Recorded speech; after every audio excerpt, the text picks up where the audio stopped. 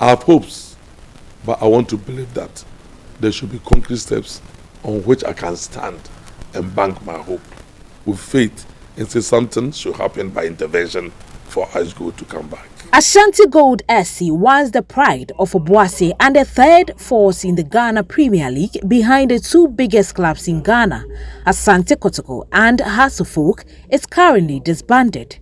The Obuasi-based club was demoted to the lower ranks following their involvement in a match-fixing scandal. I pity myself and I pity the questioners, because the point is, where is the right place to go? I've stopped watching Ghana Premier League. Never throughout my life, Ashgold is the only team that I know. The fight against match-fixing seems endless in Ghana football. Although the issue has always been a major concern, there really hasn't been any concrete evidence to punish perpetrators until July 2021. In a viral video, Inter-Allies defender Hashmin Musa came on against Ashgold and scored 2 deliberate own goals in the final 12 minutes. The said player later claimed he did that to prevent a pre-planned wager that had been placed on the Ghana Premier League game's final score. Both teams were demoted to Division 2, with some players and officials punished. But Ashgold failed to oblige to the punishment of the FA, taking the matter to court. 1 year down the lane, stakeholders, supporters and people of Obuasi are just hanging on hope, waiting for the revival of Ashgold SC. The Drew Sunday and 1 year DJ ni Obuasi. Obuasi ye nipo, ye ni baby ye DJ ni ka football no. Ghana paying for a ban and mines no han womboa na team ni sorry.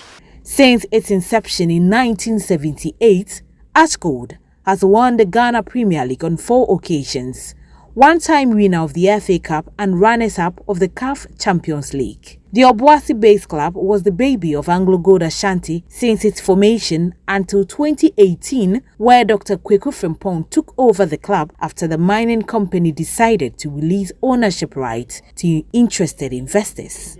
But former board member for Ashgold, J.A. Akon, believes the managerial system instituted by Kweku Frimpong has brought the club to its knees. These are individuals who play their part in the team.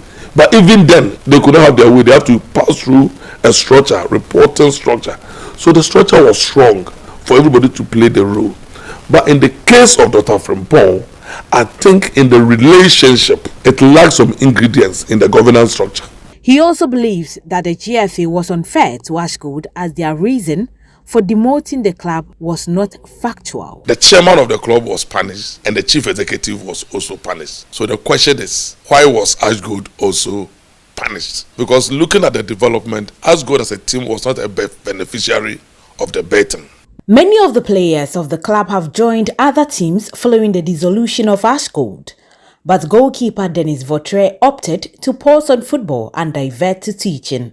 Currently, I'm a professional teacher. And I'm doing my teaching. I'm focusing on the teaching for now. I'm with a club, but as I said earlier on, because of my teaching and other stuff, so I've not been able to move to where the club is currently. Dennis Votre explains how terrible life has become for some colleagues of his and hope Ashgold bounces back quickly. It's bad for some of them because that was the only channel they could get their earning, their income. That was their source of income. And after that happened, some have families, they take care of children and wives. So when you talk to them and they give you their issues, it's really disheartening and it's disappointing sometimes. Ashgold is currently in court with the GFA as they seek for their demotion to Division 2 overturned. But the former Ashgold supporters chief Otiakente disagrees with the club's management's decision of not playing in Division 2. And hope the club accepts any verdict from court in good faith.